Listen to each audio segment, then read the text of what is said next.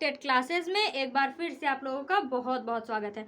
तो कैसे हैं आप लोग? आई होप आप सब बहुत ही अच्छे होंगे। देखिए, आज का जो हमारा टॉपिक है वो है बेसिक शिक्षा अथवा वर्धा शिक्षा योजना, जो कि 1937 में लाई गई थी और गांधी जी द्वारा इसे लाया गया था। देखिए, सन 1937 में गांधी जी महाराष्ट्र के वर्धा नामक स्थान पर एक सम्मेलन में गए। इस सम्मेलन में सुप्रसिद्ध शिक्षा शास्त्री, राष्ट्रीय नेता और समाज सुधारक भी आमंत्रित किए गए थे। इसी समय अखिल भारतीय राष्ट्रीय शिक्षा सम्मेलन को वर्धा शिक्षा सम्मेलन कहा गया, जिसमें गांधी जी ने अपनी बेसिक शिक्षा की योजना प्रस्तुत की, जिसमें निम्नलिखित बातें की गई। तो देखिए, बेसिक शिक्षा, वर्धा शिक्षा या फिर गांधी जी की शिक्षा नीति, ये सारी चीज़ें एक ही हैं। ठीक है, तो इसमें कंफ्यूज मत होइएगा, तीनों चीज़ें एक ही हैं। और वर्धा शिक्षा इसलिए कहा गया क्योंकि ये वर्धा में आयोजित किया गया था। ठीक है, फिर अब आगे देखते हैं कि इसमें क्या क्या बातें कही गई। पूरे राष्ट्र के लिए 7 वर्ष की निःशुल्क तथा अनिवार्य शिक्षा की व्यवस्था की जाए, यानी कि पूरे देश में अनिवार्य निःशुल्क शिक्षा की व्यवस्था की जाए। उसके अलावा जो शिक्षा का माध्यम हो वो मातृभाषा हो।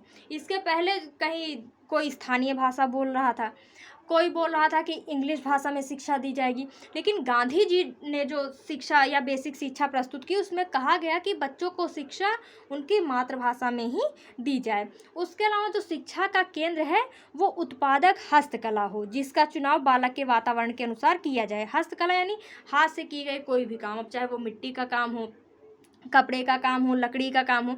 और उसके अलावा जो बच्चे को व्यवसाय सिखाया जाए उसके आसपास के वातावरण को देख के सिखाया जाए।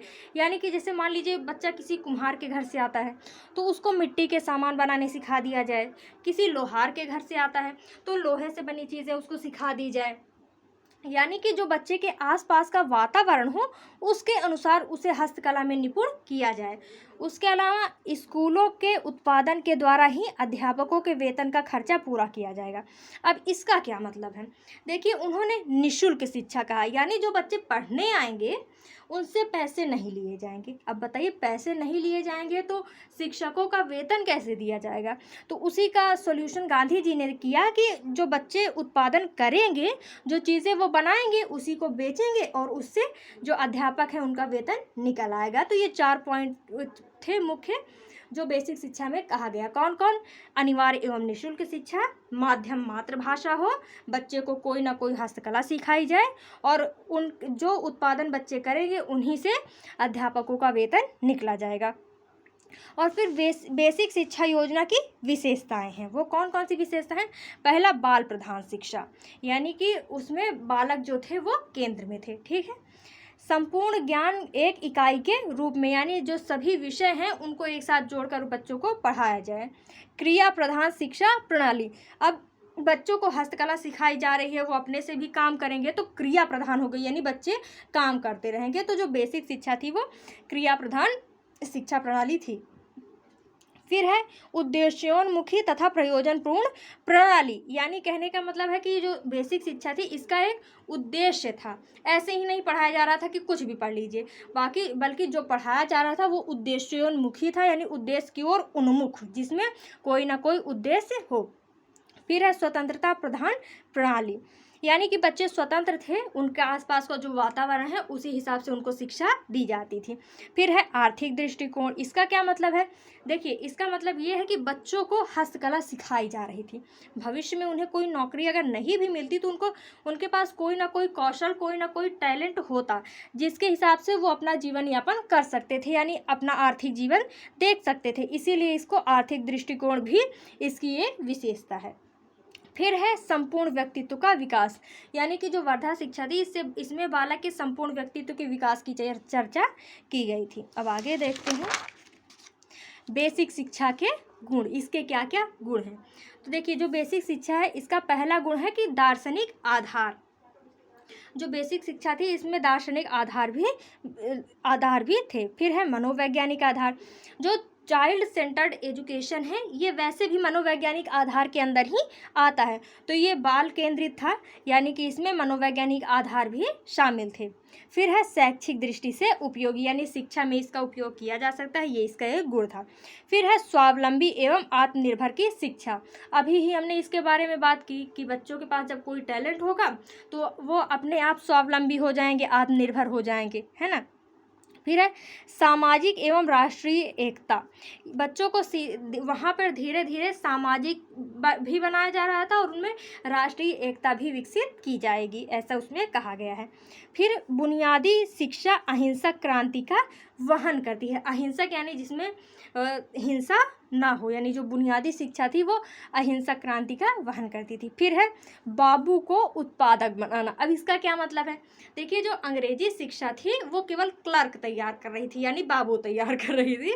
तो वही जो बेसिक शिक्षा थी वो बाबू को उत्पादक बना रही थी, यानी बाबू काम करके कुछ ना कुछ उत्पादन करे। तो बाबू को उत्पादक बनाना भी बेसिक शिक्षा का एक गुण था। फिर है पाठशाला और सामाजिक जीवन में सामंजस्य। इसका क्या मतलब है कि देखिए जो जब बच्चे क्लास में आएंगे तो उनको सामाजिक जीवन के बारे में भी सिखाया जाएगा। उसके अलावा उनका जो जीवन था उसको पुस्तकों से जोड़ दिया जाएगा, या फिर उनके कार्यशैलियों को पुस्तकों के साथ जोड़ दिया जाएगा। अब बच्चे काम करेंगे यहाँ पे विद्यालय में, उत्पादन का काम करेंगे तो वो उनके भविष्य में भी काम आएगा। यानी कि पाठशाला, सामाजिक जीवन, बच्चों के पर्सनल जीवन को भी शिक्षा से जोड़ दिया गया। फिर है बेसिक शिक्षा के दोष। फिर है आत्मनिर्भरता पर अत्यधिक बल। देखिए जो टाइम टेबल बनाया था गांधी जी ने, उसमें करीब 2.5 घंटे के आसपास केवल हस्तकला को ही दिया गया था।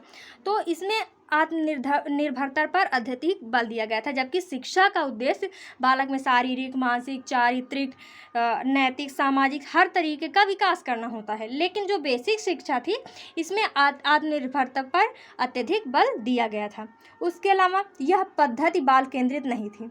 देखिए विशेषता में भले कहा गया कि ये पद्धति बाल केंद्रित थी, थोड़ी बहुत थी लेकिन पूरी तरीके से नहीं थी, ठीक है, क्योंकि उन पर फोर्स किया जा रहा था कि आप कोई ना कोई हस्तकला चुनिए। फिर है उत्पादित वस्तु सुंदर और स्वच्छ नहीं होती। ऐसा उस समय के लोगों का मानना था कि फैक्ट्रियों में जो चीज़ें बनेंगी वो स्वच्छ होंगी, सुंदर होंगी, और जो विद्यालय में उत्पादन होगा जिन वस्तुओं का वो सुंदर और स्वच्छ नहीं होगी।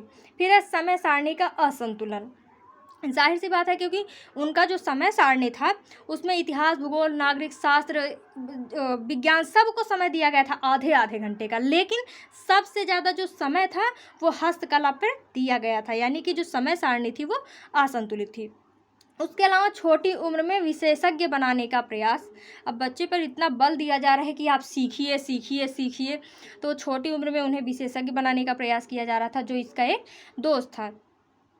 फिर है समन्वय पर अत्यधिक बल, धार्मिक शिक्षा की अवहेलना और शारीरिक शिक्षा के प्रति उदासीनता, ये सभी बेसिक शिक्षा के दोष थे। तो आई होप कि आपको बेसिक शिक्षा क्या थी, उसके गुण, दोष और विशेषताओं के बारे में समझ में आ गया होगा। मिलते हैं नेक्स्ट वीडियो में। Thank you.